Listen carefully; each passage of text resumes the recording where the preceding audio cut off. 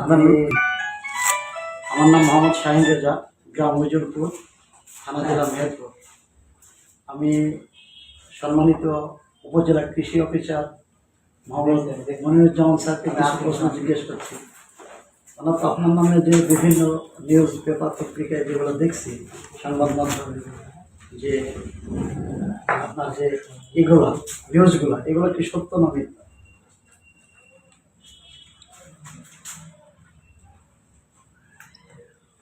ধন্যবাদ আমার কৃষক ভাইকে।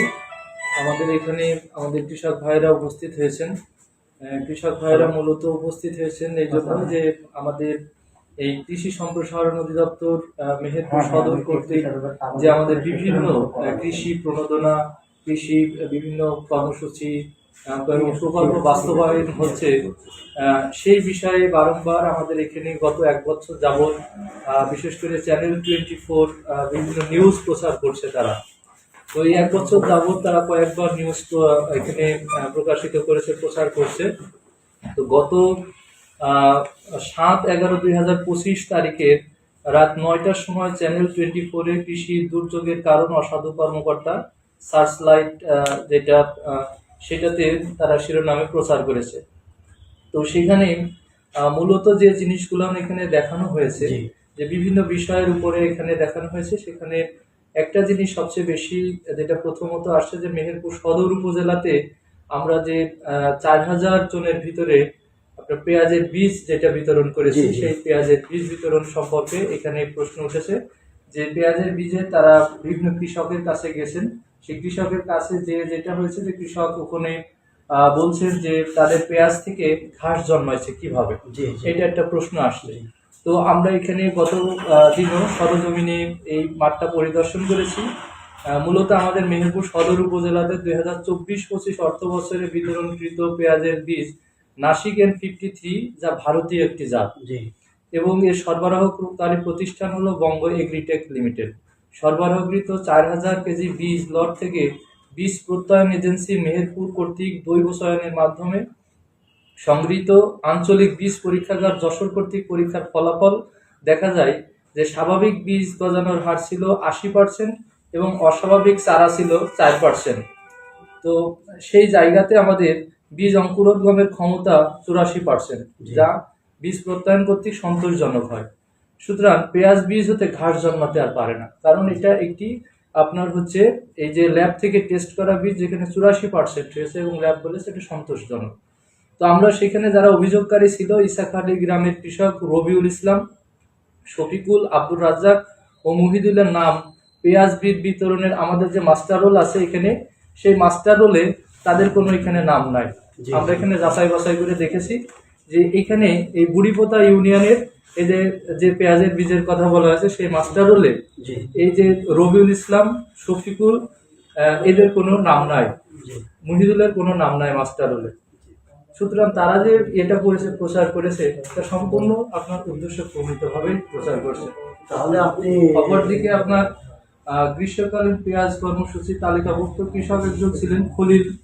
এই খলিলের যেটা হয়েছে যে খলিলের বীজের আপনার জার্মিনেশন ক্ষমতা উনি বলেছেন যে 90%-এর বেশি, কিন্তু বৃষ্টির কারণে ওনার ওইটা নষ্ট হয়ে গেছে। তাহলে আপনি আপনার কাছে তো প্রমাণাদি সবই আছে যে আপনি জেনুইন সবকিছুই সঠিক আছেন, আপনি তাহলে প্রমাণ তো আছে আপনার কাছে? আমার কাছে এই যে প্রমাণ রয়েছে। আর তাছাড়া আপনার এই যে আরেকটা জিনিস যেটা দিয়েছে যে রাধাকান্তপুর গ্রামের আপনার হচ্ছে মনোয়ারা, যে মৃত মনোয়ারার নামে এখানে মাস্টার রোল দেখানো হয়েছে যেটা। তো সেই মাস্টার রোল আমাদের এখানে কিন্তু মাস্টার রোলের ভিতরে কোনো জায়গায় মনোয়ারার নাম নেই, এই যে রাধাকান্তপুর ইয়েতে আপনারা দেখতে পারেন, এখানে কিন্তু মনোয়ারার কোনো নাম নেই। বিতরণ করিত এখানে আছে এই যে নাম তালিকা, এই যে শনাক্তকারী উপসহকারী কৃষি কর্মকর্তা আছে, এখানে কিন্তু মনোয়ারার কোনো নাম নাই। আমরা যাচাই করে দেখেছি যেটা।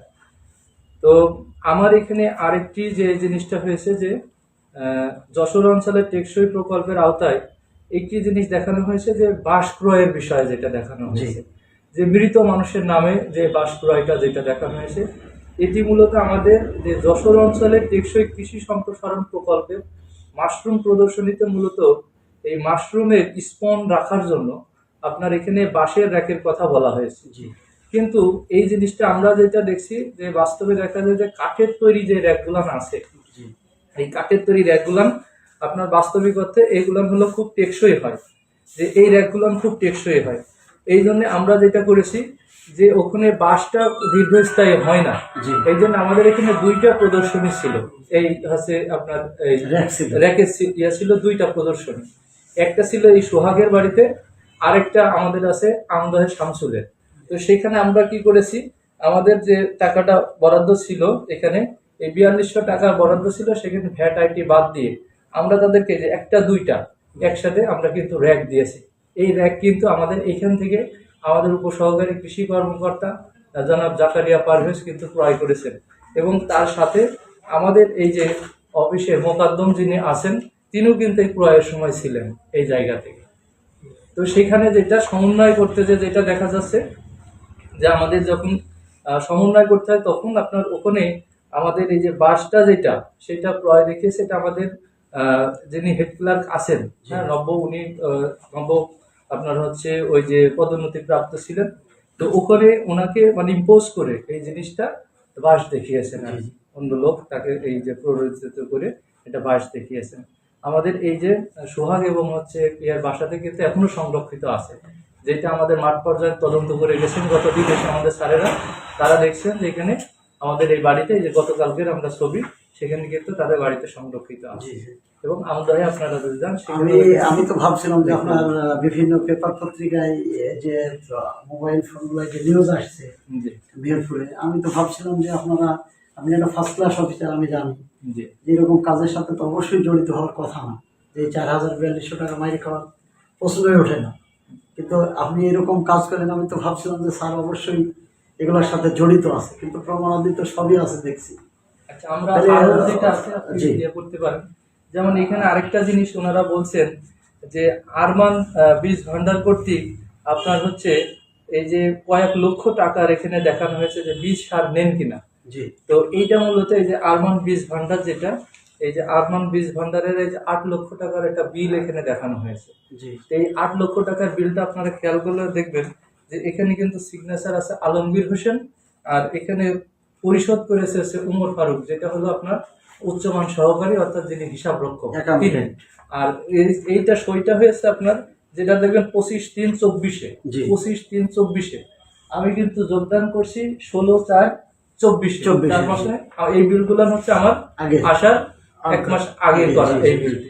তাহলে এর দায় কি আমার উপরে বর্তাবে হবে কিনা? না, ওটা তো আলমগীর স্যার। এরপরে যেটা সেটা হলো যে কম্বাইন হারভেস্টার দিয়ে ধান কাটা হয়েছে কিনা। এই যে আমরা কম্বাইন হারভেস্টার দিয়ে ধান কর্তন করেছি, এই যে ধান কর্তনের সময় সমলয়ে আমাদের এখানে আমাদের এক্সটেনশন অফিসার উপস্থিত ছিলেন, ব্যানার টাঙিয়ে কৃষক নিয়ে কিন্তু আমরা এখানে এই যে হারভেস্টারের মাধ্যমে আপনার ধান কর্তন করেছি। জি, জি। সেখানে কিন্তু আমাদের একবারে সঠিকভাবে কাজ কিন্তু সম্পন্ন হয়েছে, আমরা যেটা আমাদের সব ডকুমেন্টেড, এবং এই বিলটা পরিশোধ করা হয়েছে। এই বিলটা পরিশোধের মূলত সমলয় যে চাষাবাদ বা ইয়ে করা হয়, এগুলো হলো প্রণোদনা কর্মসূচিতে মূল যে ইয়েটা আসে সেটা হলো ইউনো সাহেব। জি। এখানে কিন্তু আমাদের ইউনো মহোদয় এবং আমার যৌথ স্বাক্ষরে এই জিনিসটা কিন্তু ডিসি মহোদয় যিনি ডিডিওশিপ তার কাছে কিন্তু এটা গেছে এখানে। সুতরাং এখানে কোনো রকম মানে আপনার অসাধু বা কোনো ইয়ে করার কিন্তু কোনো সুযোগ নাই, আমাদের কাছে এই যে প্রমাণাদি সম্পূর্ণ এখানে রয়েছে। এরপরে যে ইয়েগুলো আসছে আপনার, যে আমাদের যশোর অঞ্চলে মূলত আরেকটি জিনিস যেটা ভাইভা স্টোর থেকে আপনার হচ্ছে দেখবেন যে কসমেটিক্স স্টোর থেকে যে ইয়েটার কথা বলা হয়েছে, মূলত এইটা হলো যে আমাদের যশোর অঞ্চলে টেকসই কৃষি সম্প্রসারণ প্রকল্পের আওতায় 20% জমিতে 20,000 আপনার হচ্ছে 20% জমিতে 20টি প্রদর্শনী ছিল।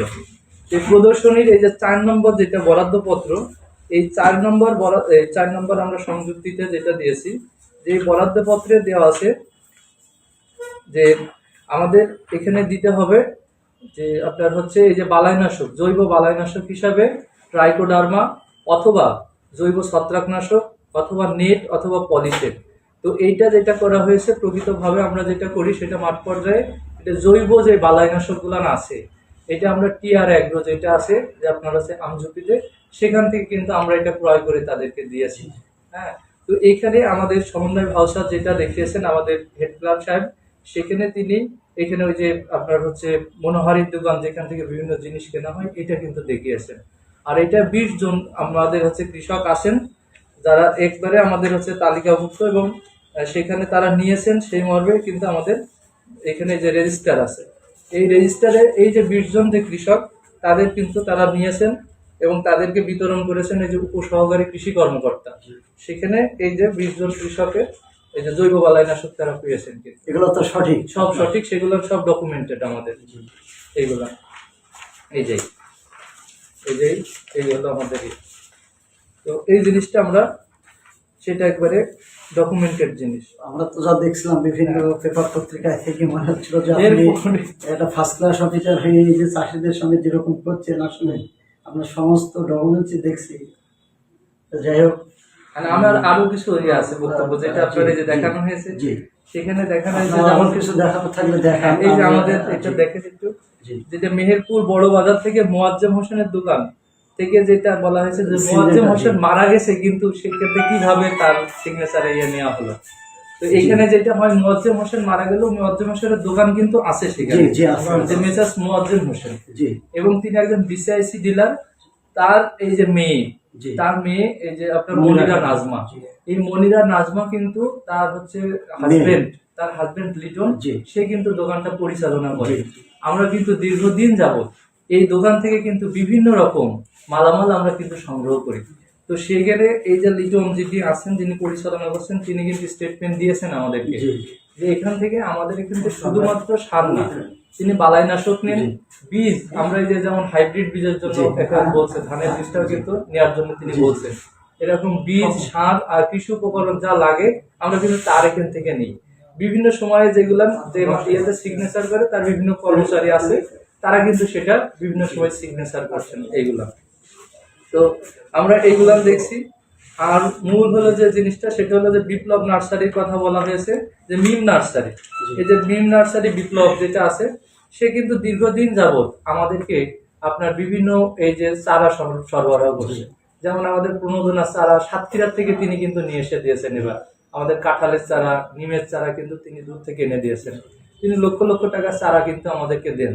অনেক সময় তার কাছে কিন্তু তিনি লিখেছেন তার কাছে চারা থাকে না, অন্য নার্সারি থেকে এনে দেন। সংগ্রহ করে। তিনি কিন্তু এরকম বিপ্লব নার্সারি থেকেও চারা নিয়েছেন। এই যে বিপ্লব নার্সারি, এই আপনার নিম নার্সারি থেকে, নিম নার্সারির মালিক কিন্তু এখানে বলেছে যে তিনি এই যে বিপ্লব নার্সারিকে দেন বিভিন্ন সময় চারা, তারা আবার আমাদেরকে সংগ্রহ করে দেন।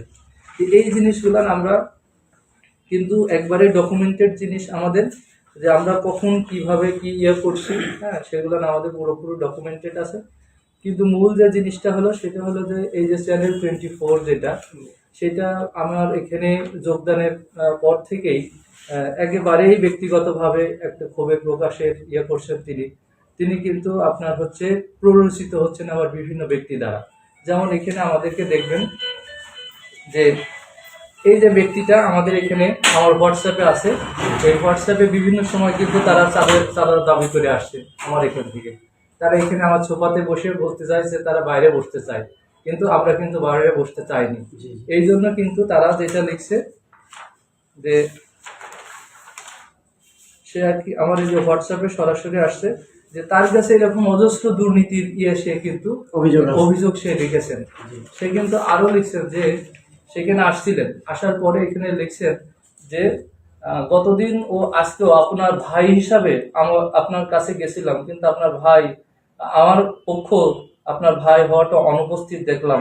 তারপরেও দেখেন আমরা আপনার ভাই হতে পারি কিনা, আপনার ভাই হতে পারাটা আমাদের জন্য দুর্ভাগ্য, না হতে পারাটা দুর্ভাগ্যজনক। তার মানে তাদেরকে যদি আমরা টাকা দিতাম, বাইরে বসতে পারতাম, তাহলে কিন্তু আজকে আমি এই নিয়ে শিকার হতাম।